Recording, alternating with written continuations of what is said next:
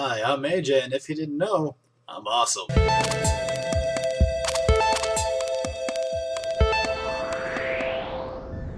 Welcome to the Extraordinary Times. If you've never been here before, we cover news stuff that we think you should know, that, really important stuff, or just, kind of cool stuff.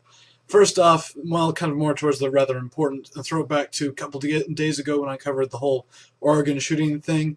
Following a little pattern we have on not going to name the shooter.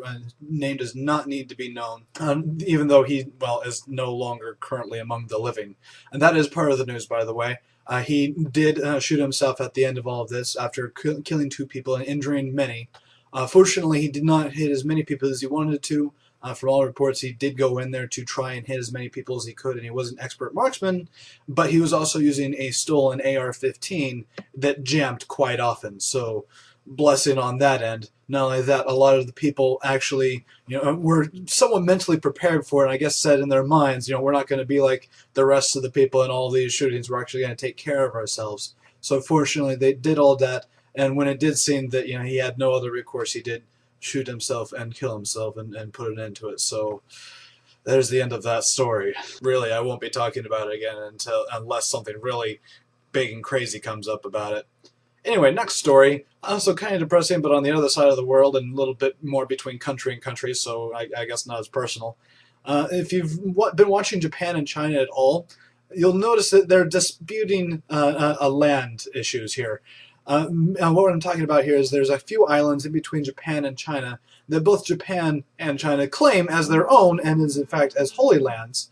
And so there's really not good things between them right now. And Japan and China haven't liked each other for a while, and this is not helping things. It's stepped up a little bit recently with the fact that a Chinese plane was seen flying over the islands, and Japan immediately took to the skies with their own jets and started circling around. So this is a big step forward. Before it's just been, little boats here trying to put colonists on these really uninhabitable islands. It's just been little kind of power play moves. This is a little bit more overt, well, definitely more overt, and a little bit bigger, so watch out. And the rest of the show is going to be awesome, I promise. Starting with this. This is I think it's going to be the future. My personal idea is that this is going to be the future of transportation. What this is a two-wheeled car with massive gyroscopes in it. Now, get really into this. Basically what it is one man's idea, small company idea, to really revolutionize the transportation industry. He's noticed that most people go to work on their own and are driving these big 4 or 5 person passenger vehicles and don't really need to be doing it, especially when he has something like this. Now, a lot of people are like, well, it's only got 2 wheels, it's not really balanced. And that's where the gyroscopes come in. It literally has strong enough gyroscopes that when it gets into a wreck, this thing will still stay upright. They did some tests on it. He hit it with a Jeep or dragged it with a Jeep. It did get a little airborne and landed on 2 wheels. So basically, motorcycle for someone who doesn't want to do the balance on their own. Awesome. Now for a little bit of English news. If you didn't know, I'm kind of an English buff. I love to write, love to read, that kind of stuff. And so when news like this comes out, it gets me excited. Which is, a new story has been discovered that was written by Hans Christian Andersen. If you didn't know him, his work has been translated in more languages than just about anything else besides the Bible. In fact, yeah, it is the second most translated book out there, or a set of works anyway. And, a new story has been discovered. And it's actually also the oldest one that has been discovered, and possibly his first. It's called The Tallow Candle, and it's a fun little story. It brings little objects to life, as Hans Christian Andersen tends to do. If you don't know anything about him, look him up. You will thank me later. I mean, the story behind the story is awesome, too. I mean, he gave it to an old widow just, to make her feel better. It's cool. Okay, now for the next story. Well, I kind of want to throw your mind back to the whole states trying to secede from the United States, recently, not Civil War, kind of, the whole petition thing, where, we've discussed if you get enough signatures on a petition, then the White House has to cover it kind of thing. Well, a new petition has been put forward. One I think that really should be reviewed, and really the opinion of the White House should be given on, because I mean, just massive number of people signing on this petition, and they really want to get this done, and that is build a Death Star, and, like an actual real one from Star Wars, to scale, up in space. I'm sorry, I can't keep a straight face anymore. But they have it set to want to start construction by 2016. The estimated cost at $852 quadrillion, and this is without guardrails on its many bridges and walkways. If you remember the movie, there were no guardrails, so keeping it straight to scale. And the reasoning for this is by focusing our defense resources into a space superiority platform and weapon systems such as the Death Star, the government can spur job creation in the fields of construction, engineering, space exploration, and more, and strengthen our national defense.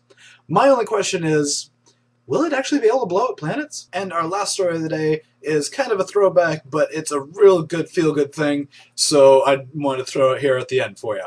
And as we talked a while ago about how the UN was getting all the countries together, or at least all its countries together, behind closed doors to talk about internet security and whether countries should have control over the internet. And I was really freaking out, saying, write your senators and everything. Well, that must have worked, because word has come out that not only the United States, but Britain and Canada have also refused to sign this treaty. This is awesome step forward. This is these countries standing up and saying, no, this is against free speech. We are not for that. This is, against what we are as a country, as our soul and base. We will not do this. They actually stood up for it and did it. Hallelujah. Awesome. The world is going to go on. I mean, not only that, but Denmark, the Czech Republic, Sweden, the Netherlands, New Zealand, Costa Rica, and Kenya, as a result of, UK, US, and Canada not signing, all said, well, we need to consult with our own governments now, instead of actually signing it on Friday like we said we would. But thanks again for joining us on the show. If you liked it, like, subscribe, favorite, all that kind of stuff down here. YouTube's weird nowadays. I don't know where to point anymore. Anyway, if you have any stories to send us, please send us to AllThingsExtraordinary@gmail.com. We always put the email at the end, but I think some people forget about that. We don't get more stories anymore. Please send us stories. Anything you find interesting. And oh wait, before I forget, we also now have a Facebook page dedicated to the X Times, so you don't have to just keep getting messages from me online or whatever. And we also have a Twitter, which I'm going to put here because I can't remember what it is right now, but it'll be here. So yeah, you should follow us on Twitter. Yeah, and always be aware.